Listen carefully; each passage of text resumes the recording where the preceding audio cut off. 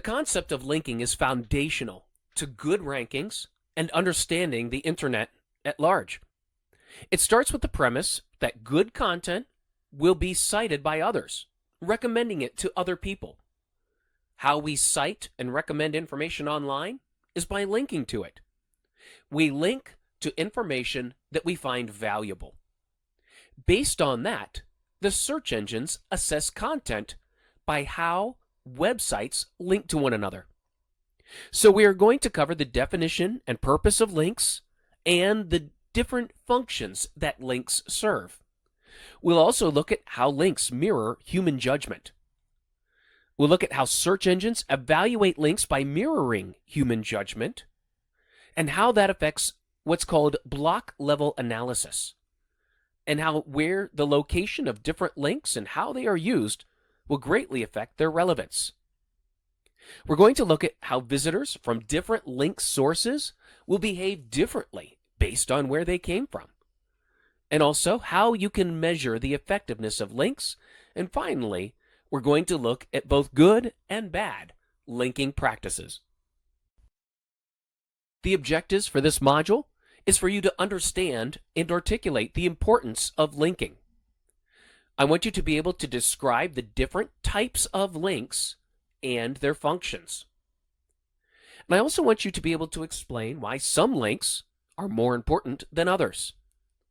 And then understand the concept of block level analysis and how it applies to both human searchers and to search engines in determining relevancy.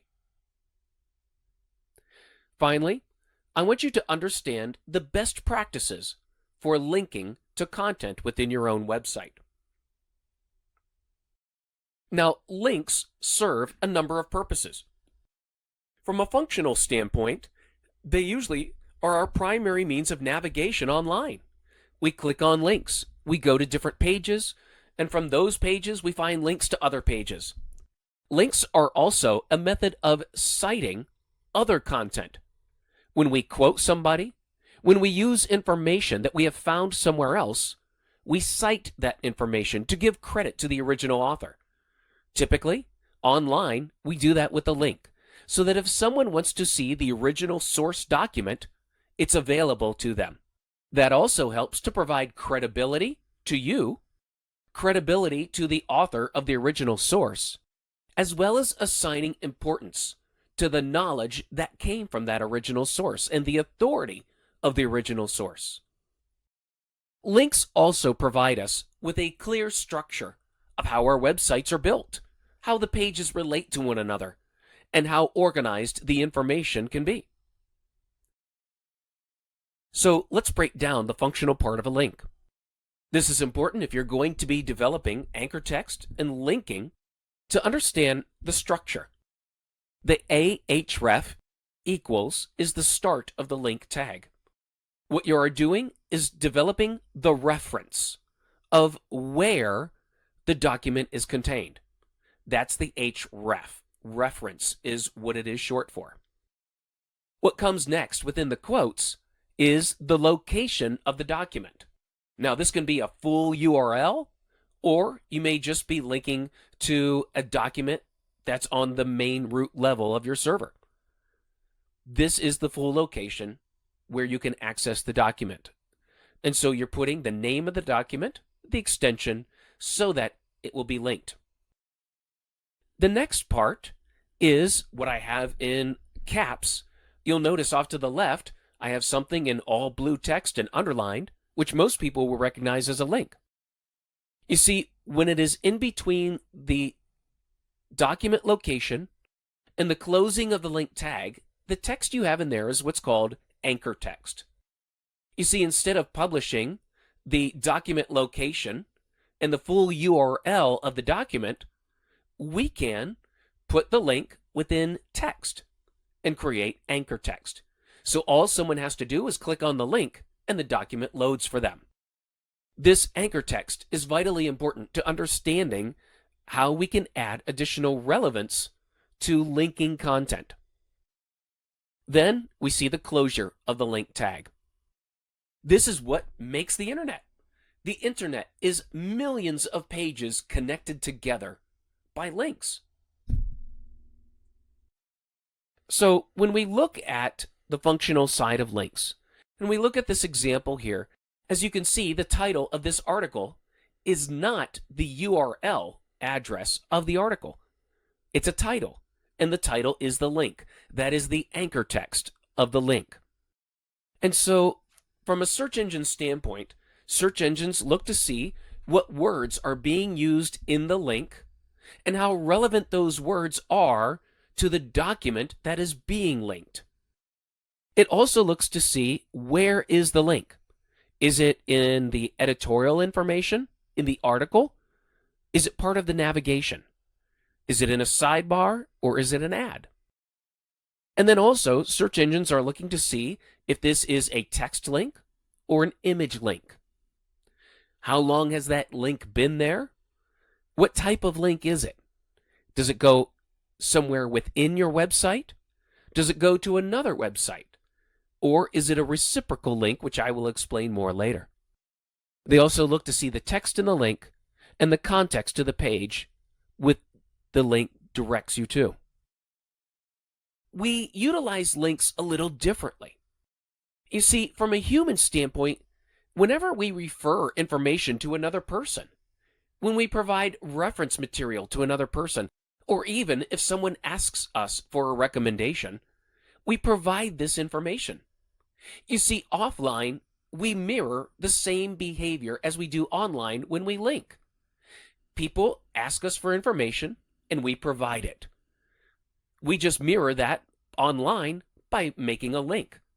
Offline, we recommend, we refer, we provide information to each other in much the same way. The way I want you to think about it from a human standpoint is that if you asked another person for advice or directions or a referral, are there certain people that you would trust more than others? I'm sure the answer to that is yes.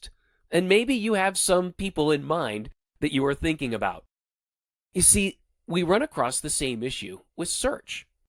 The search engines know that there are some websites that are much more trustworthy than others. Just like if you were to ask someone for information, I'm sure you would ask the right person for the information. You would ask the most knowledgeable, trustworthy person you knew who had authority in that subject area. The search engines are trying to do the same thing with the links that we publish on our websites. They're trying to determine who is the most trustworthy and relevant based on the recommendations, referrals, and citations of other websites to other websites.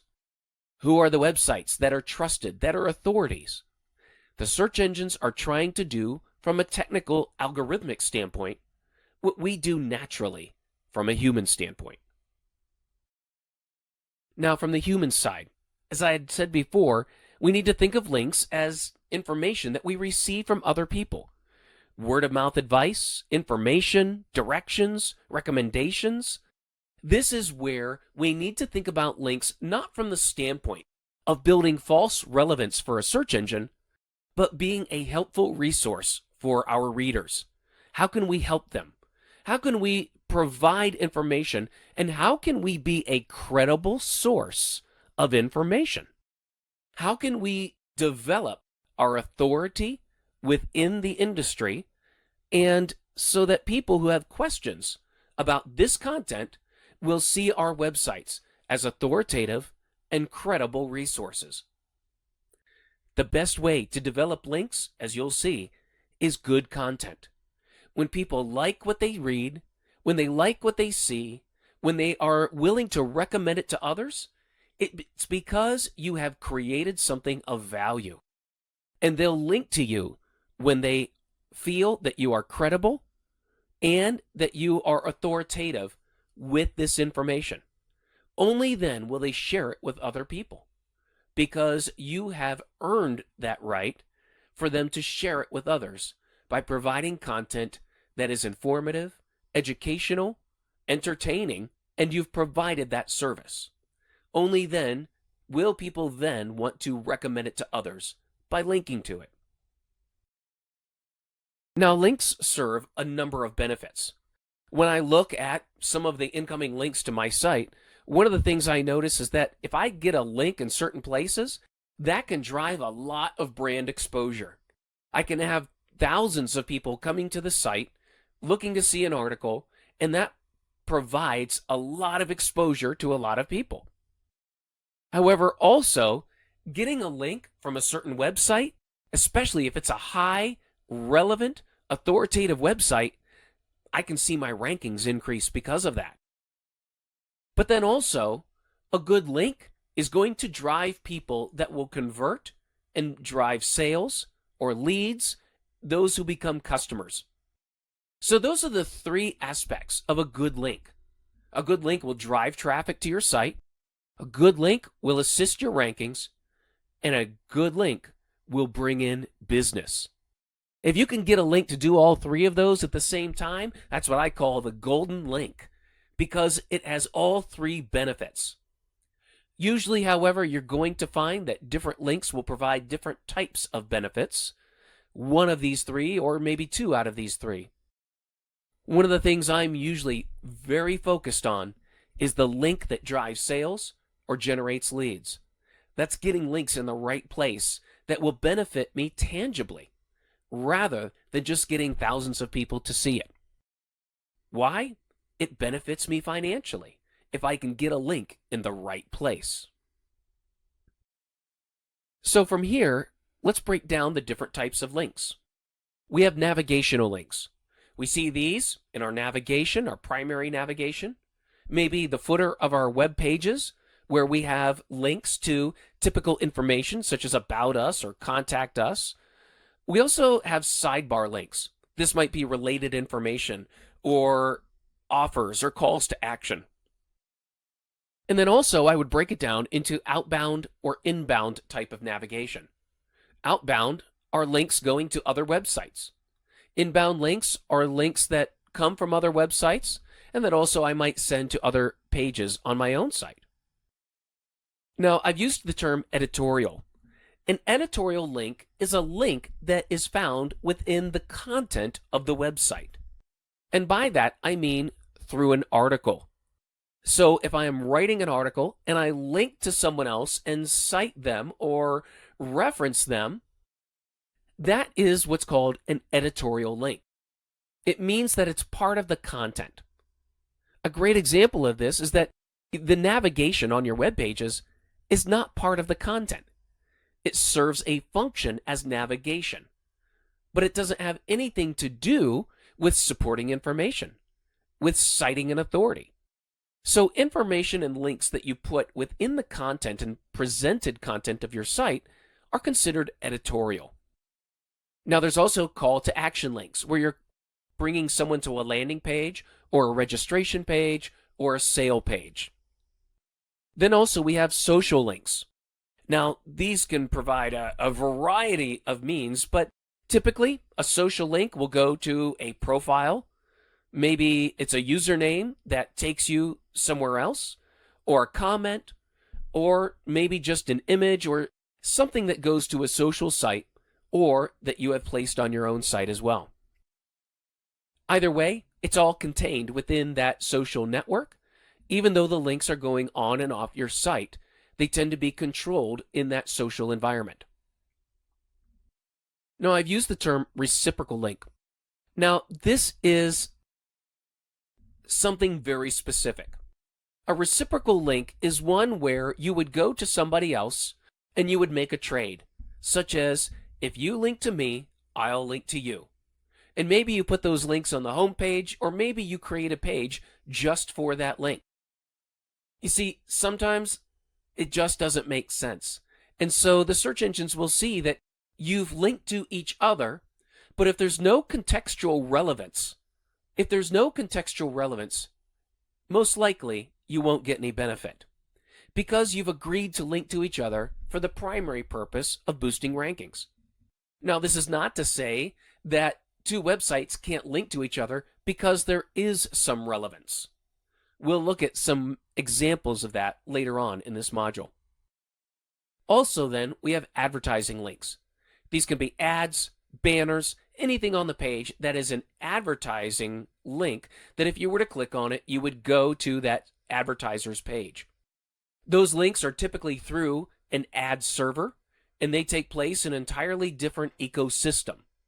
But they are links, and we need to know what kind of links are advertising and which kind of links are functional to our websites. Now, when I broke down the different types of links, so we have our navigation links, we have links in our sidebar and in our footer. What block level analysis does is that the search engines look at the code of the page. They break down the page because it's very easy to figure out which part of the code has to do with your navigation, which part of the code has to do with your sidebar and your footer, and which part of the code is calling ads from an ad server. What this leaves is the editorial content, your article, and the ability of search engines then to break down your page into these different elements. The reason why they do it is that the links contained in the editorial space are considered to be more relevant in terms of linking to other websites than any of the other types of links on your web page. Search engines don't consider all parts of the page to be equally relevant, which is okay because neither do humans. We look at the navigation as utilization, pure utility, because it's just helping me navigate among the different pages of your website. I'm not expecting to learn anything. I'm using it as a functional means of navigating your site. Now, your sidebar might have some calls to action, it might have links to other pages, but it's not an article. It's what you've developed. And so it might be a little more important than your navigation, but it's not as important as what you may have written within content. Your footer navigation is basically the same. You control that. It's the same on every page. And so what the search engines are looking for are the unique content, the unique article or information that you've published. And if there is a link within that editorial content, that is highly relevant because it has to do with content. It has to do with information that you are sharing. And so the links there are going to be more highly relevant and are going to be more important for the search engines to see. You see, it's the same way with humans. We're not going to look at navigation to learn something. It's functional. The same thing with the footer. And as humans, we're reading the content that you have in your article. And if you link to another source, well, you've provided us with utility. But it's contextual utility because you're citing where you found information, or you're citing an additional source, or you are linking to an example. And it enables me as a human to see that, understand it, and if I need that additional information, I can click on it and go to it. So I'm going to look at the information on the page in that article very differently than I'm going to look at the headings, the navigation, the sidebars, or the footer, because the article is what is informing me. And so the links in the article I'm going to look at very differently and hold them in a higher level of relevance. Now, over time, search engines have had to refine the algorithm about links. You see, in the early days of search engine algorithms, they used to simply count the amount of links. Then if one site had more links than another, that made it more credible. However, once people started to figure that out, people started accumulating links by really any means necessary.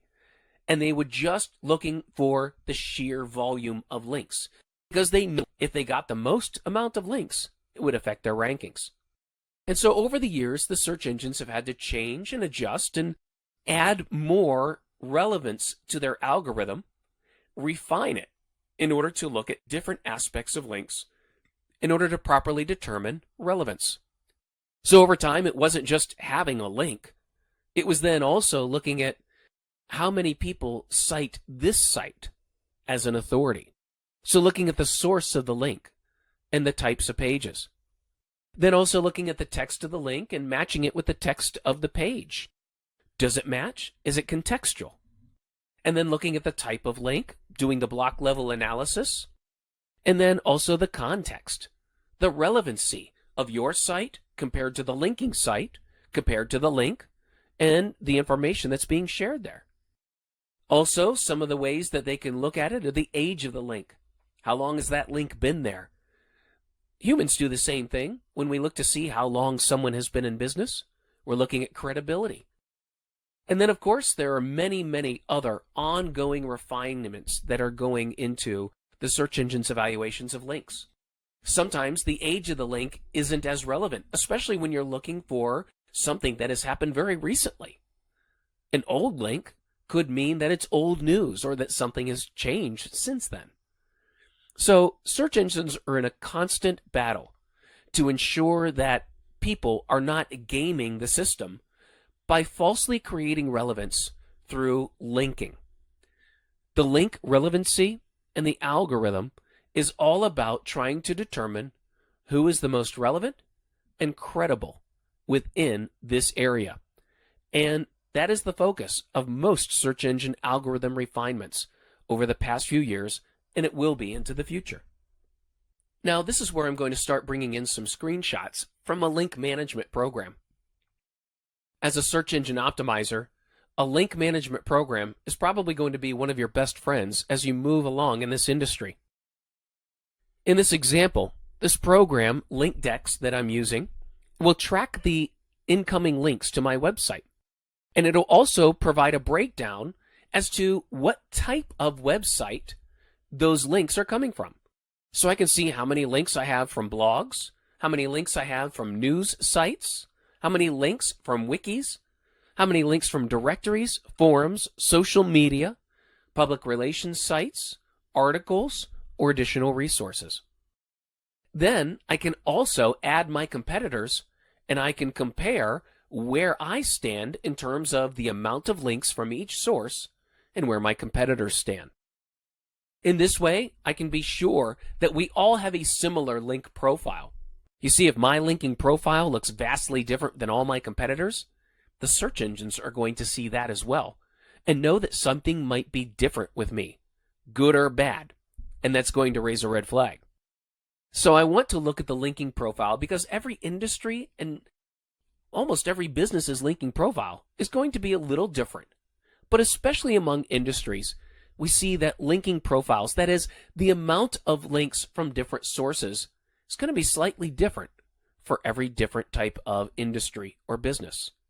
So this helps me understand where my links are coming from, which is vitally important because from a business standpoint, one thing that I've tracked consistently in analytics is that people will act differently, and also I can predict which source is going to send me the best customers. You see, just because someone comes from a link doesn't mean they're going to buy or become a customer or really become a lead. Many times, they're going to come, look at your information, and leave. And based on how they come to your site, whether it's through a blog, a directory, a forum, or a news site, has a lot to do with how they view your website. And it's all about the context. You see, this is what I've learned over the years, is that people will behave differently based on how they find the website.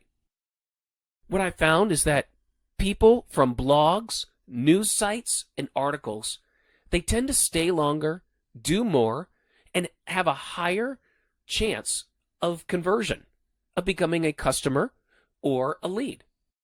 The main reason is because blogs and articles, they have a lot of context. It's an article. Someone has taken the time to write some information out and then link to my site, which means there is a highly contextual reason for someone to click that link. Also, what it means is that there's a lot less competition for that link when my link is in that article. Compare that with social news or any type of social site. You see, when you're on a social site and you're looking at your social stream of information, there's a lot of different people competing for your attention, a lot of different things. And it's not just in one subject area. It's usually from multiple subject areas. And so the context is very low because there's a lot of different types of information and the competition for your attention is very high. Because of that, people from social sites or applications tend to visit more often, but they only tend to view one page and leave immediately because they're looking to see what was interesting and then they move on to the next subject. That's the difference between how people react based on where they come from. And so when I'm measuring links, I'm looking to see which links do I have, what's the source, and then how do those sources behave differently from one another, and why. You see, if I find that I'm getting links from sources that people are staying longer, doing more, and converting at a higher rate, then I'm going to continue to focus on building links in those areas because it directly affects how I monetize my website. So here's a strategy in building links. One of the things I'm looking at is the source of links. Like I said, if I can find a link source that's providing visitors that will stay, look at my content, engage with the content, and eventually convert at a higher rate than other sources of content or visitors, then I'm going to focus on that source.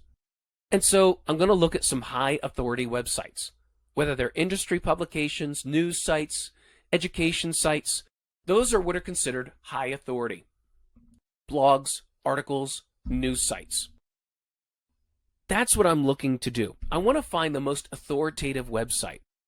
And sometimes it happens naturally. If people that work at those websites or manage those sites, if they find you and they like your content, they'll link to it. And that way, you can get more credibility, more relevancy. Certain people, certain organizations, certain websites have more authority and influence than others. It goes back to the question that I asked you early in this module, that how do you know if someone is more authoritative than somebody else? We also have mid-authority websites, which you can get some links on, and low-authority websites, which are very easy to get links.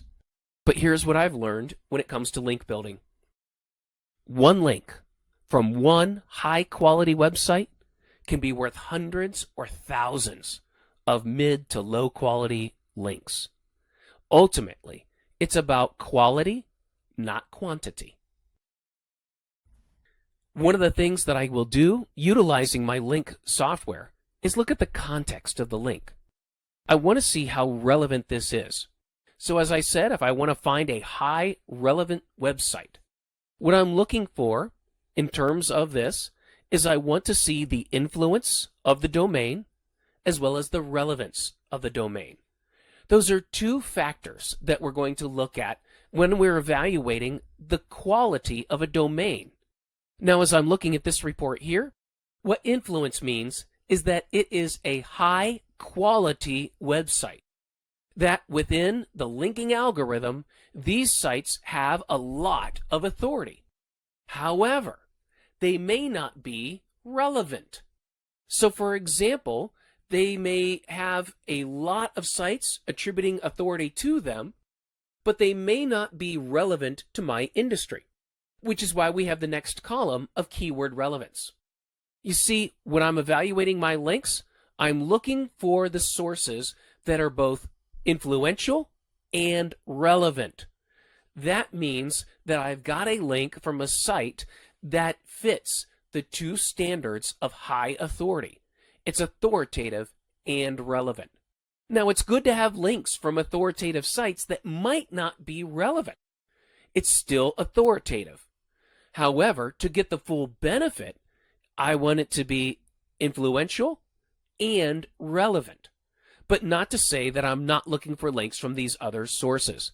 This is just a means of measuring what you have, as well as comparing it to your competitors and other websites. Now, here's some best practices.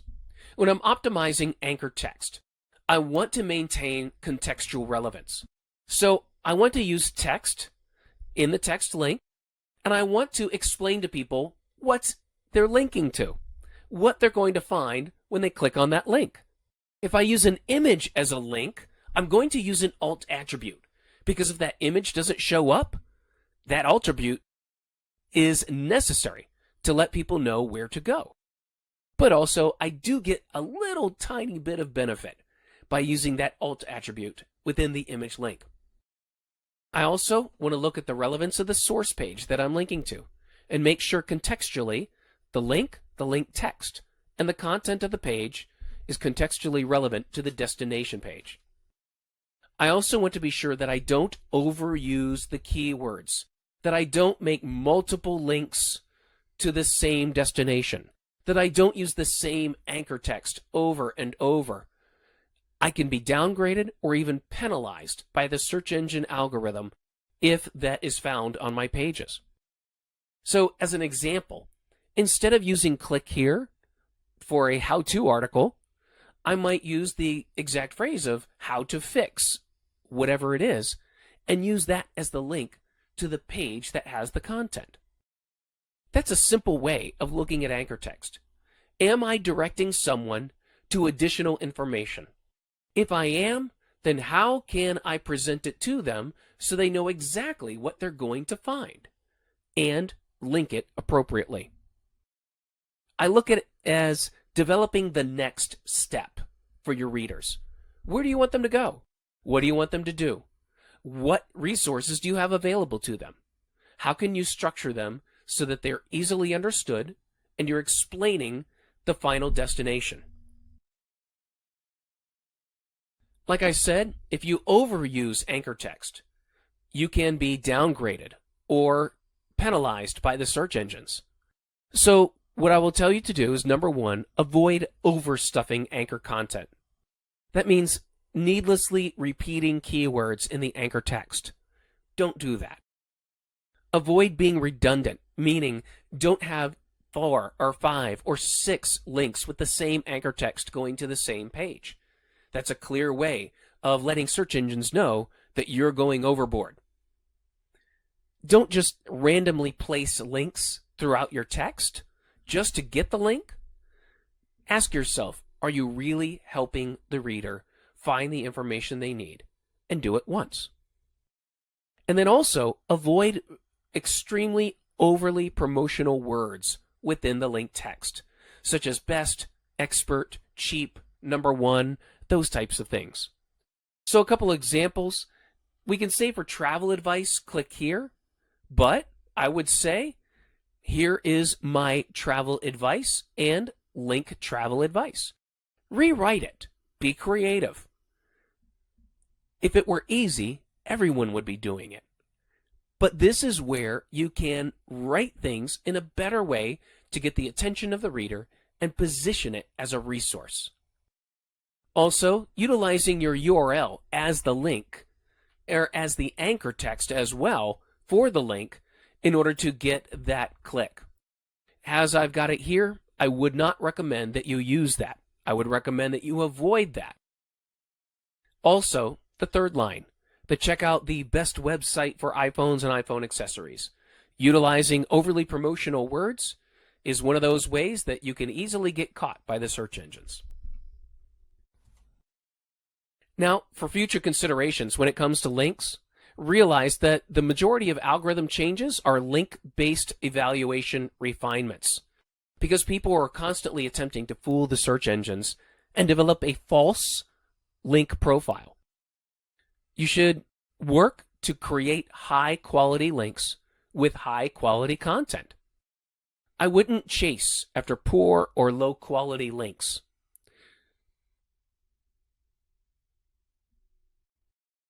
Now, as I've mentioned before, there are a number of tools available for you to manage and measure your backlinks. Tools such as LinkDex, Moz, Raven, Advanced Link Manager, Majestic SEO, and then also you can use your Google Analytics as well. However, Google Analytics only shows you the visitors that have come from links and what they've done. The basic functions of link management software, and there are many other types other than what are listed here, but the first thing that it does is just provide a catalog of incoming links from other domains to your site and your competitor sites. They offer tools for comparison to see which domains are linking to you, what type of link it is, and on which pages those links are listed. They'll also report newly acquired links in the past 30, 60, 90 days, or something similar to that. The purpose of link management software is to help you assess high-quality domains versus low-quality domains in terms of importance and relevance. Like I said, the first job of a link management tool is to collect all of your backlinks.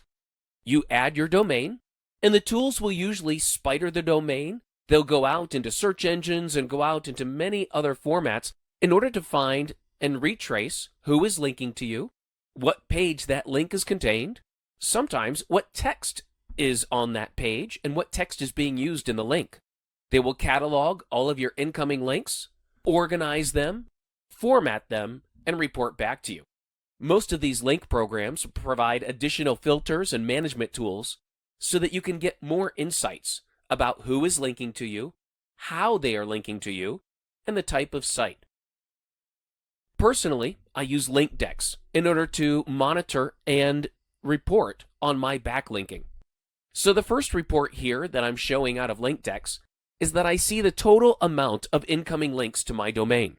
This says I have over 2,000 links, and those 2,000 links are on about 1,000 domains. On average, it looks like I have about 2 links from every domain that is linking to me. So this is one way that you start to look at your links. Number one, the total amount of domains that are linking to you, and then the total amount of links available. This way you can isolate domains that are linking to you consistently, and also find those that may not be the best domains or that are sending a lot of links that are just not relevant. The next thing I do in analyzing my links is to look at the type of link, meaning the type of site that it's coming from.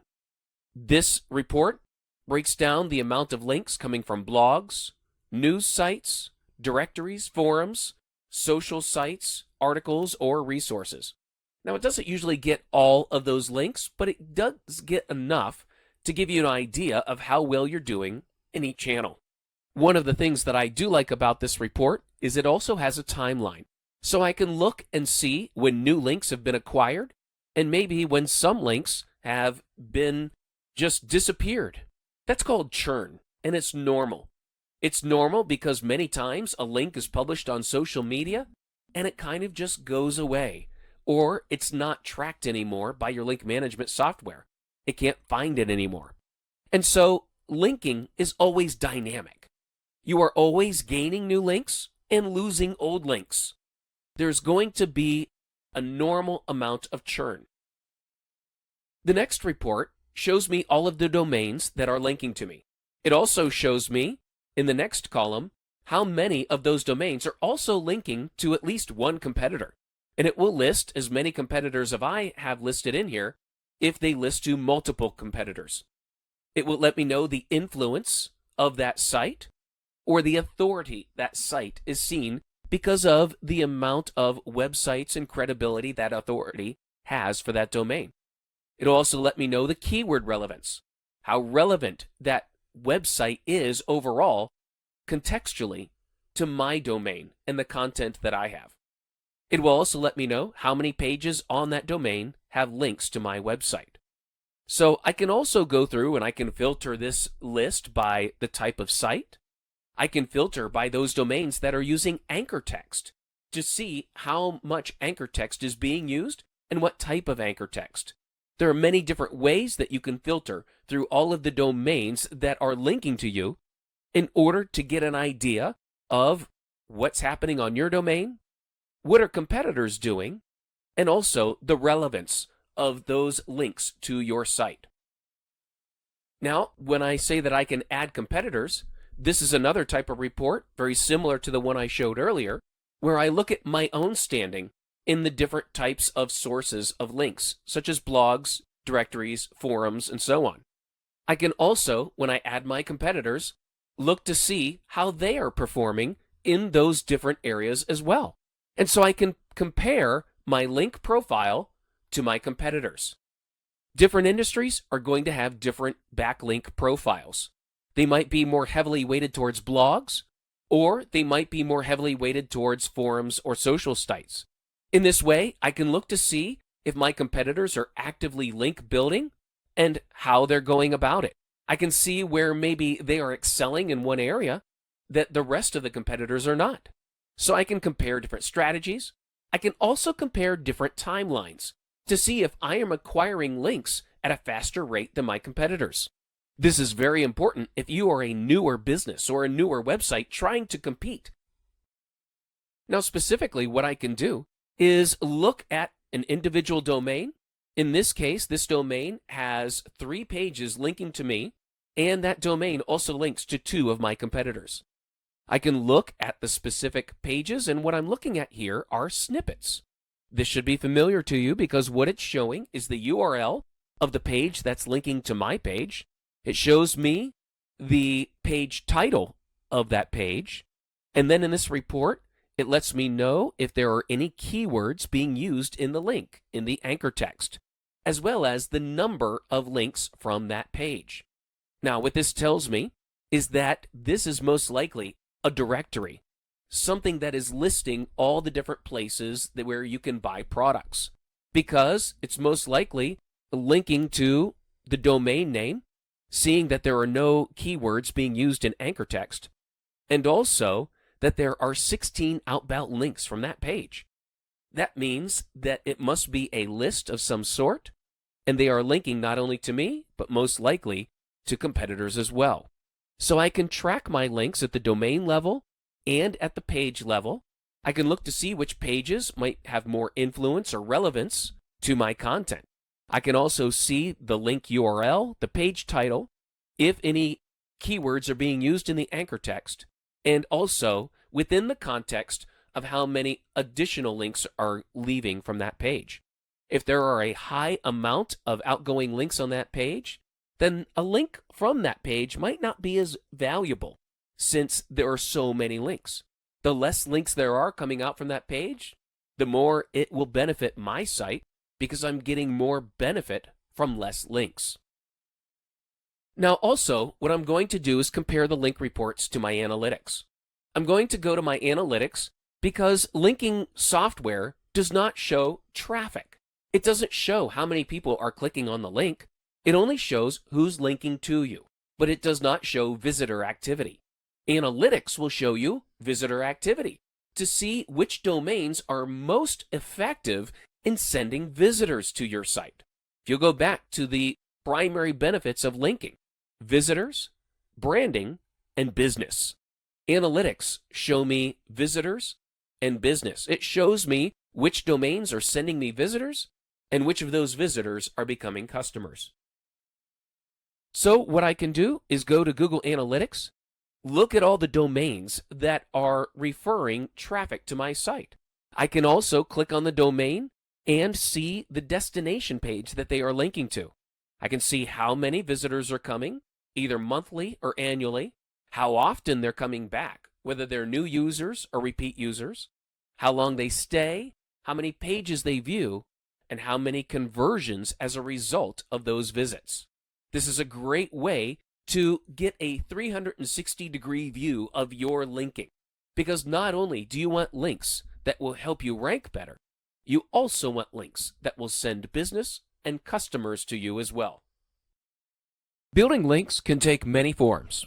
Ideally, it is through networks, relationships, and marketing that other websites and users learn about you, like you, and recommend you to others. Unfortunately, there is a lot of bad, outdated, and untrustworthy advice to be found about building links to your website. In this section, I'll present the best practices as accepted by the OMCP standard. The objectives for this module: that you'll be able to develop a link building strategy, that you'll understand the value of different link types. Finally, you'll be able to find inbound link opportunities. The first step in building links is to evaluate what you have. Now, there are many tools available that you can utilize to do this for you. There are automated tools that you can get that will catalog all of the incoming links to your website. Some of them are LinkDex, Moz, Raven, or Advanced Link Manager. There are many that can do that. You may also want to utilize your analytics as well in order to find websites that link to you. The first step is evaluating where you are right now. Your incoming links have a significant impact on your rankings, and you can do a lot of on-page optimization and see some results. However, a lot of Google's algorithm takes into account links from other high-quality websites. Now, when you evaluate what you have, in this example, I'm showing you a screenshot from LinkDex. LinkDex catalogs the incoming links to my website, and it groups them into different areas. The first way it groups them is by high-value or high-influence domains. Those are websites that link to me that have a lot of influence, not necessarily in my industry, but high influence based on the amount of people that link to them as an authority on many different subjects. The next way that it groups that is based on relevance. Now, this is when it looks at the match of my content versus the content of the other website. In the first example, we can see the National Library of Medicine. It is a high-influence website because it is a government website with a lot of information that is cited frequently. Because of the amount of other websites linking to that site, it has a high amount of influence. Now, based on the website that I am measuring, there is a lot of keyword relevance, meaning that that National Library of Medicine site with the government has a lot of content that's very similar to my site. A lot of the same keywords are being used. So, not only is this website of high influence, it also has a lot of relevance. And that's key when evaluating my backlinks. I want to look at which websites are also referring traffic. So while I may have a link from the National Library of Medicine, I want to look at my analytics and look to see, is it also providing visitors? Are visitors following that link to my site? And I also want to look at the quality of traffic that it produces. Do these visitors stay longer than average? Do they convert more than average? I want to look at the quality of traffic based on the source. Next, I want to look at the incoming links from those other websites. Number one, I want to make sure that the incoming link from the other site is both accurate and relevant, meaning the text that is used in the link, is it accurate to the content that will appear on the page when the visitor clicks that link? Is the content relevant? This is especially relevant if I have updated my website, changed the content, or moved things around. I want to be sure that that incoming link sends visitors to the appropriate page and the appropriate information. I also want to ensure that that link is worded correctly, that it uses the right words, that is sending visitors and setting expectations of the content that they will see. I may need to contact the website manager or owner and maybe ask for a better link text or a more accurate page destination. Now, this requires some interaction with the owner or manager of another website, and you always want to be respectful of their time and not demanding that they make any changes. In some cases, the organization may be so big, you may never find the right person in order to optimize the text or the destination of that link. You always want to look for accuracy in cases where your company or website name is utilized in the link, but also if there is any contact information, such as address, phone number, a description of your business, and any content. Make sure it's accurate and it all points to the right place. Another way to look for links is to simply go to a search engine and start doing searches. Search for your company, your business, your company name, and look for websites that may mention you but do not have a live link to your website. Many times your company will be mentioned or cited, but there will not be a live link. You can only find these through doing searches and seeing which websites mention you without linking to you. Now, this could be an opportunity to get an easy link, especially if you can find some contact information and finding the right person that could add a link to your company information. Again, you'll need to be polite, ask for their help, and it will help it if you can develop the link along with the link text and send that over, giving them just a quick and easy edit to be able to add the information. So make it as easy as possible. As an example, I've provided a sample request format. Again, you want to be polite, you want to be inviting, and respectful of their time and their management. Sometimes, like I said, you may find the right person that can help you. However, the larger the company, the more difficult it will be to make this happen.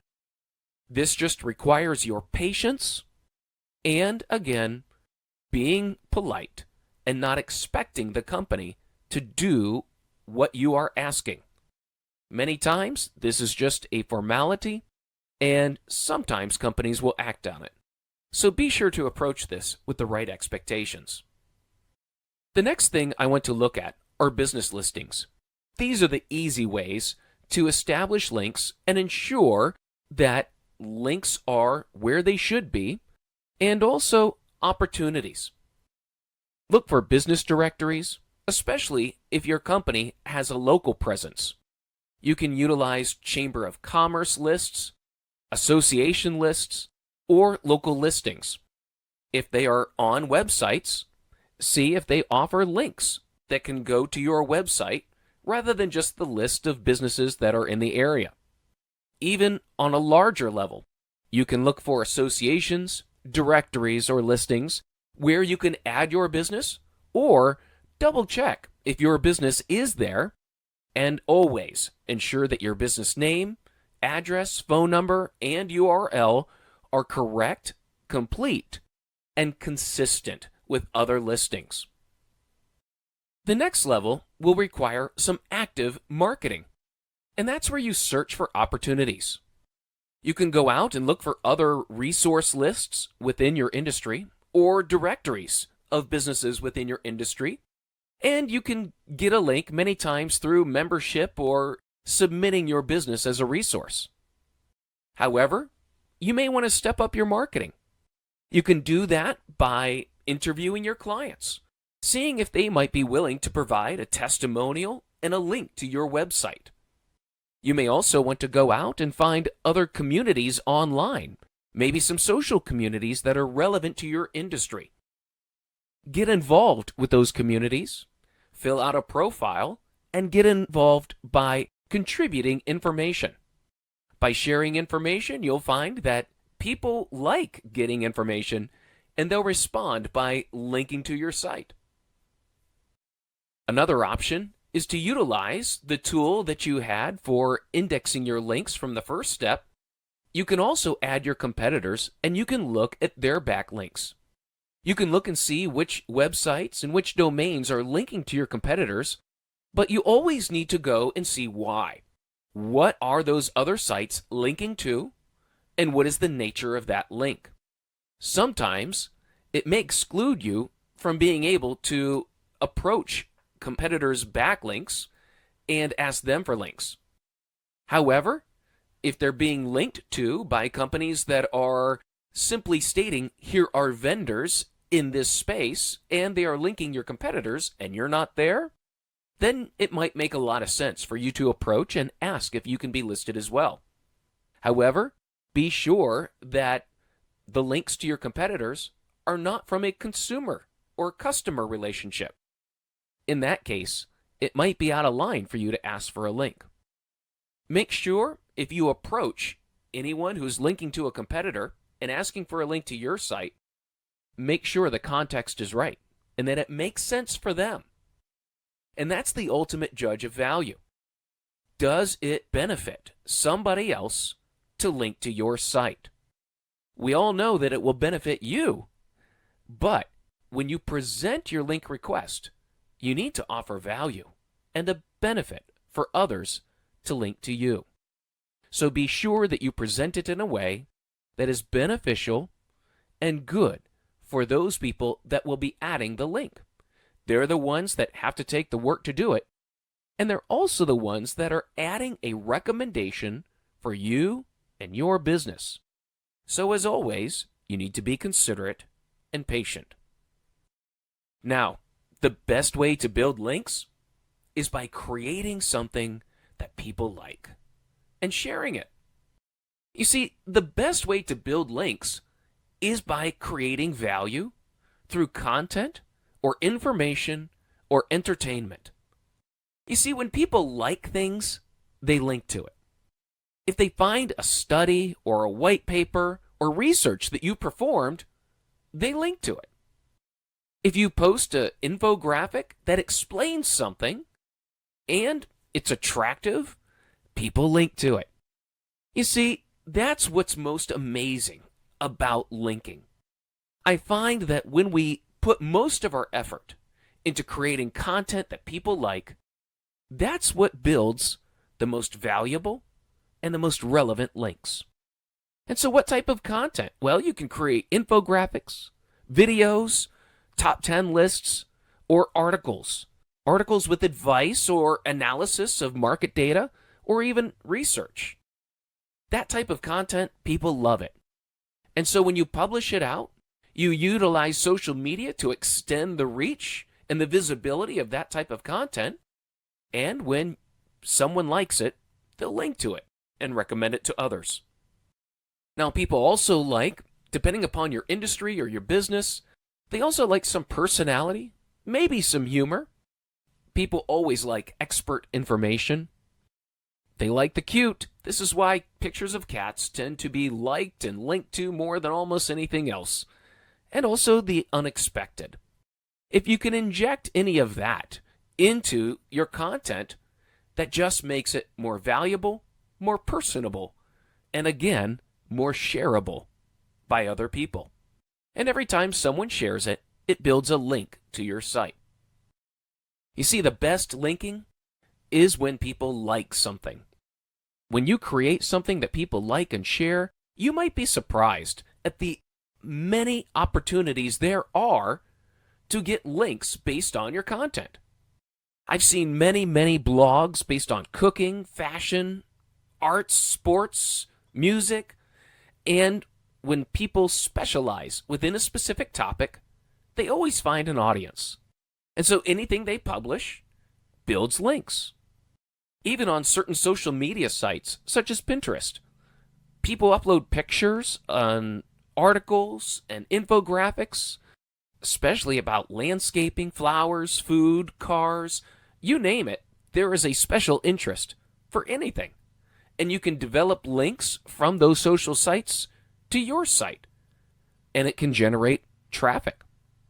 Even with a blog, developing articles that talk about upcoming events, new music, sports, whatever it is, when you create content that people like, it takes the longest amount of time to build content for building links. When you develop your own content, that's the biggest investment you'll make in time and research and writing and presentation. However, the result is that when you develop that content, you will receive the best and highest quality links, and the most valuable links are going to be to that content. As I mentioned before, one high quality link can be worth more than hundreds or thousands of low quality links. So my best advice is to create content that people like, that they link to, and that will be high value links that you'll generate to your site. Hey, want to become an expert in digital marketing? Then subscribe to the Simplilearn channel and click here to watch more such videos. To nerd up and get certified in digital marketing, click here.